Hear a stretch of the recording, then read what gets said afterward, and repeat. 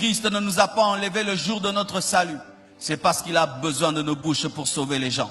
Il a besoin de nos pieds pour aller là où il serait allé s'il était là physiquement. C'est à nous de continuer ce qui n'a pas fini et d'aller prêcher Christ là où il n'est jamais arrivé. Et une précision est donnée. Qui ira pour nous? On ne dit pas qui ira pour lui. Car des fois, lorsque nous allons prêcher les âmes, nous n'allons pas pour nous. Tu es fils de cette église. Ne va jamais prêcher pour l'argent.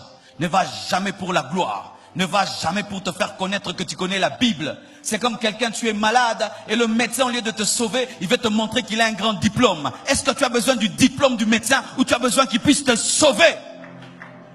On ne prêche pas la Bible pour montrer qu'on connaît la Bible. On prêche pour sauver les âmes. On ne prêche pas pour l'argent. On prêche pour sauver les âmes. On ne prêche pas pour avoir un nom. On prêche pour sauver les âmes. On ne prêche pas pour être connu. On ne prêche pas pour être vu. On ne prêche pas pour être comme quelqu'un. On prêche pour sauver les âmes. La motivation doit être Dieu pour lui. Qui ira pour nous, pas pour lui-même.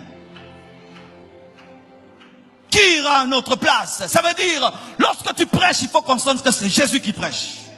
Qui ira pour nous et qui parlera comme nous? Lorsque tu parles, les gens doivent sentir que c'est l'Esprit de Dieu qui t'anime. Et je vous assure, le cœur de l'homme ne reste jamais insensible au véritable message de l'évangile. Même s'il ne croit pas maintenant, la sémence de la parole est tellement puissante qu'elle peut porter du fruit même après 10 ans. Dieu ne te demande pas de convertir les gens. Dieu te dit de proclamer la parole. Et ce soir, le Saint-Esprit est en train de chercher des gagneurs d'âme. Je vois des écoles qui seront bouleversées. Je vois des universités qui seront bouleversées. Je vois des quartiers qui seront bouleversés. Je vois des avenues qui seront bouleversées. Je le vois au nom de Jésus, je vois le bouleversement. Si tu pouvais dire ce que tu as, si tu pouvais annoncer ce que tu connais, si tu pouvais dire ce que tu connais, il y aurait tellement d'hommes qui seraient sauvés. Il y a une grande moisson d'âmes dans ta bouche. Une grande moisson d'âmes dans ta bouche. Tu vois ta bouche que tu négliges. Ce n'est pas une bouche, c'est une moisson.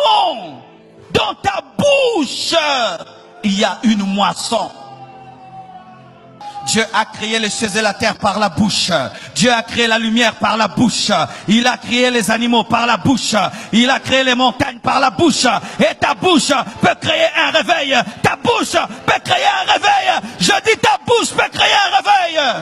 Wesley avait une bouche, Finney avait une bouche, Paul avait une bouche, Pierre avait une bouche, les apôtres avaient une bouche, Haïti Nabal avait une bouche, Vernon avait une bouche. Ils n'ont utilisé que la bouche. Lorsque je vois des païens qui ont chanté des musiques, ils ont même influencé des générations. La manière de s'habiller, la manière de parler, rien que par leur bouche. Mais toi, dans ta bouche, il y a le Saint-Esprit. Si tu pouvais comprendre cet instrument puissant qui est ta bouche. Mais le diable veut te la fermer. Tu ne fermeras plus ta bouche. Tu parleras désormais. Tu ne fermeras plus ta bouche. Tu parleras désormais. Je dis que tu ne fermeras plus ta bouche.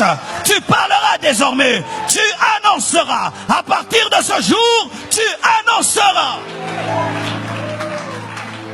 Que les gens aiment, qu'ils n'aiment pas, tu annonceras. Qu'ils disent amen ou pas, tu annonceras. Qu'ils te persécutent ou pas, tu annonceras. Qu'ils disent j'aime ou pas, tu annonceras. Pourquoi? Tu as reçu le mandat. Tu as reçu le mandat. Tu as reçu le mandat.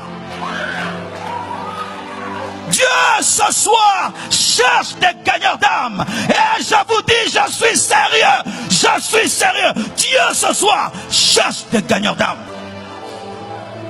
Dernièrement, nous sommes allés à la morgue lorsque le frère a perdu sa famille. Mais il faut voir combien de morts il y a à Kinshasa. Combien de gens meurent dans ce pays. Et je me suis posé la question. Tous ces cortèges, tous ces catafalques, tous ces cercueils, ces gens qui sont dans tous ces cercueils, où sont-ils partis? Les gens meurent dans ce pays, vous ne pouvez pas imaginer. Est-ce qu'ils meurent en Jésus? À chaque seconde, il y a un homme qui va en enfer. à chaque seconde, il y a un homme qui meurt. Et à chaque seconde, il y a quelqu'un qui va en enfer. Parce que le chrétien n'a pas parlé. Il s'est concentré sur ses bénédictions. Il s'est concentré sur sa vie. Il s'est concentré sur lui.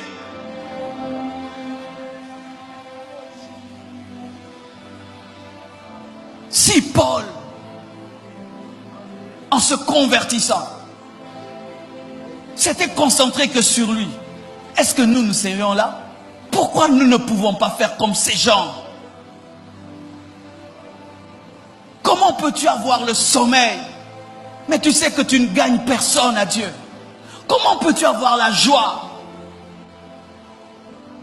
Comment tu peux avoir la paix?